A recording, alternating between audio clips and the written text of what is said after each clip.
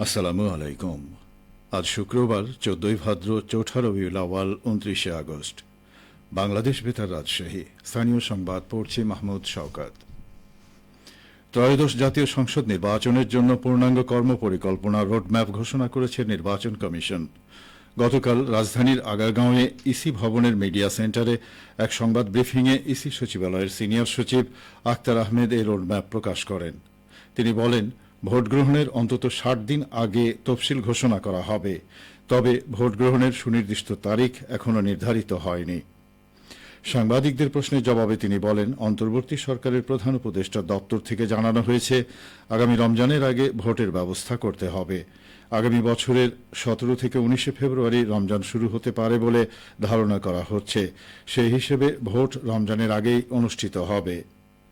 ঘোষিত রোডম্যাপে মোট ২৪ দফা রয়েছে।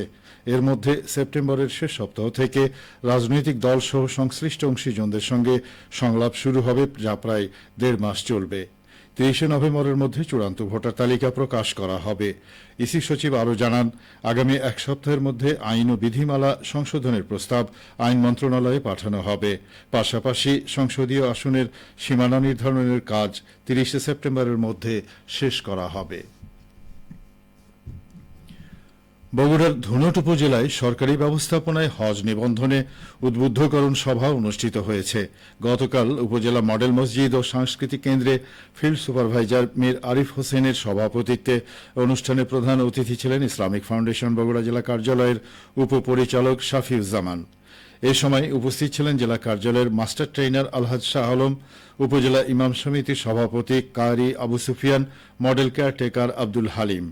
এ সময় বক্তারা বলেন, হজ মুসলমানদের জন্য পবিত্র ফরজ ইবাদত। এর নিবন্ধন প্রক্রিয়া সুষ্ঠু ও স্বচ্ছভাবে সম্পন্ন করতে সরকারি ব্যবস্থাপনায় সব ধরনের উদ্যোগ নেওয়া হয়েছে। ধুনট উপজেলা থেকে প্রতি বছর বহু ধর্মপ্রাণ মানুষ হজে গমন করেন। তাদের সুবিধার্থে এবারও নিবন্ধন কার্যক্রম পরিচালনা করা হচ্ছে। নাটোরের আগপাড়া শেরকোল বন্দর উচ্চ বিদ্যালয় ও কলেজে একবার ব্যবহার্য প্লাস্টিক পরিহার এবং বিকল্প সামগ্রী ব্যবহার বিষয়ে উদ্বুদ্ধকরণ ক্যাম্পেইন অনুষ্ঠিত হয়েছে। বাংলাদেশ পরিবেশ আইনবিদ সমিতি বেলা এই ক্যাম্পেইন আয়োজন করে। ক্যাম্পেইনে বলা হয়, দেশে প্রতি বছর প্রায় ৪০ কোটি টনেরও বেশি প্লাস্টিক পণ্য উৎপাদন হয়। ব্যবহৃত এসব প্লাস্টিকের কিছু অংশ রিসাইকেল করা হলেও বেশিরভাগই বর্জ্য হিসেবে প্রকৃতি ও পরিবেশে থেকে যায়। বিশেষজ্ঞদের মতে, এসব প্লাস্টিক বর্জ্য ৪০০ বছরেরও অধিক সময় পর্যন্ত পরিবেশে বিরাজ করে মাইক্রোপ্লাস্টিক নামে ক্ষুদ্রাংশে পরিণত হয়ে বাতাস ও খাদ্যের মাধ্যমে মানবদেহে প্রবেশ করে। এতে বিভিন্ন ধরনের স্বাস্থ্য ঝুঁকির জন্ম দেয়। এভাবেই প্লাস্টিক জীব প্রকৃতির উপর ক্ষতিকর প্রভাব ফেলতে থাকে। তাই স্বাস্থ্য ঝুঁকি রোধে একবার ব্যবহার্য প্লাস্টিক পরিহার এবং বিকল্প সামগ্রী ব্যবহারে সকলকে এগিয়ে আসতে হবে। আগপাড়া শেরকোল বন্দর উচ্চ বিদ্যালয় ও কলেজের অধ্যক্ষ কাজী মোহাম্মদ হোসেনের সভাপতিত্বে ক্যাম্পেইনে মূল প্রবন্ধ উপস্থাপন করেন বাংলাদেশ পরিবেশ আইনবিদ সমিতি রাজশাহী কার্যালয়ের ফিল্ড অফিসার মোহাম্মদ সাইফুল ইসলাম। সিরাজগঞ্জের তাড়াশে জাতীয় মৎস্য সপ্তাহ উপলক্ষে প্লাবিত ধানক্ষেত, প্লাবনভূমি ও প্রাতিষ্ঠানিক জলাশয়ে পোনা মাছ অবমুক্ত করা হয়েছে। গতকাল উপজেলা মৎস্য দপ্তরের উদ্যোগে ৪৫৭ কেজি পোনা মাছ অবমুক্ত করা হয়। এ সময় উপস্থিত ছিলেন সিরাজগঞ্জ জেলা মৎস্য কর্মকর্তা শাহিনুর রহমান, জেলা মৎস্য কর্মকর্তা দপ্তরের সিনিয়র সহকারী পরিচালক হাবিবুর রহমান, উপজেলা নির্বাহী কর্মকর্তা নুসরাত জাহান, তাড়াশ উপজেলা মৎস্য কর্মকর্তা মোকাররম হোসেন।